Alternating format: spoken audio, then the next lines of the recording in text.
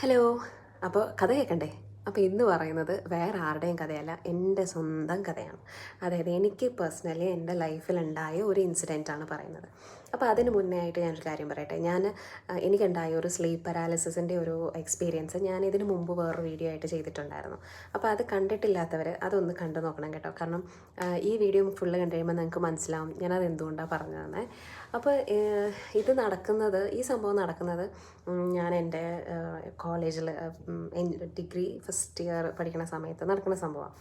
അത് എങ്ങനെയാണ് തുടക്കം എന്ന് വെച്ചാൽ, ഞാൻ എൻ്റെ 10th വരെ കാസർഗോഡാണ് പഠിച്ചത്. അത് കഴിഞ്ഞിട്ട് ഞാൻ എൻ്റെ നാട്ടിലേക്ക് മൂവ് ചെയ്തു.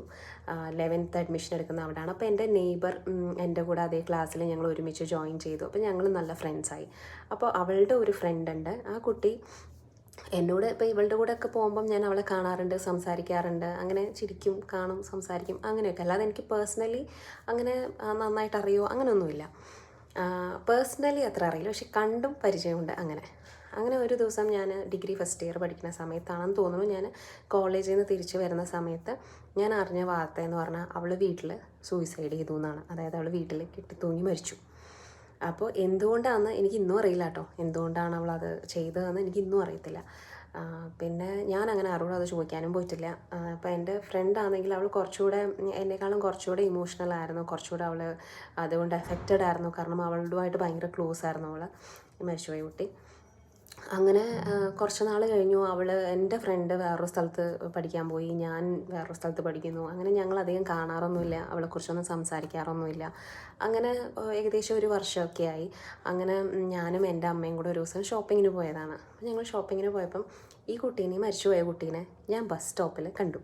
അവളൊരു യെല്ലോ സൽവാർ ഇട്ട് നിൽക്കുകയാണ്. അപ്പം ഞാൻ എൻ്റെ അമ്മയോട് അപ്പം തന്നെ പറഞ്ഞു, അമ്മ ഞാൻ തണ്ട ആ കുട്ടിയെ കണ്ടു എന്ന് പറഞ്ഞു. അപ്പോൾ അമ്മ പറഞ്ഞു, നിനക്ക് തോന്നിയതായിരിക്കും, ചുമ്മാ തോന്നിയതാണെന്നൊക്കെ പറഞ്ഞു.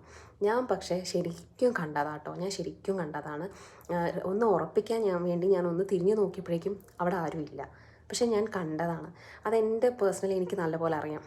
എന്നിട്ട് ഞാൻ വീട്ടിൽ വന്നപ്പോൾ എൻ്റെ ഫ്രണ്ട്, അടുത്ത വീട്ടിൽ, അവൾ എൻ്റെ അടുത്ത് വന്നപ്പോൾ ഞാൻ പറഞ്ഞു, ഞാൻ ഇന്നിങ്ങനെ ഈ കൊച്ചിനെ കണ്ടു എന്ന് പറഞ്ഞു. അപ്പോൾ അവൾ എന്നോട് പറഞ്ഞു, ഇന്ന് അവളുടെ ആണ്ടാന്ന് പറഞ്ഞു.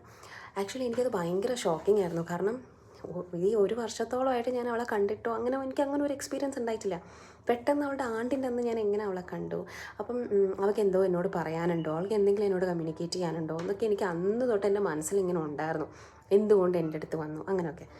അത് കഴിഞ്ഞിട്ട് ഞാൻ MBA പഠിക്കുന്ന സമയത്ത് ഇതുപോലെ എനിക്ക് സ്ലീപ്പ് പാരാലിസിസ് ഉണ്ടായി. അപ്പോഴും അവൾ തന്നെ വന്നത്. അപ്പോൾ ആ വീഡിയോ കാണുമ്പോൾ നിങ്ങൾക്ക് മനസ്സിലാവും എന്തായിരുന്നു അന്നത്തെ എക്സ്പീരിയൻസ് എന്ന്. അപ്പോൾ വീണ്ടും വേറെ വീഡിയോയിൽ കാണാം.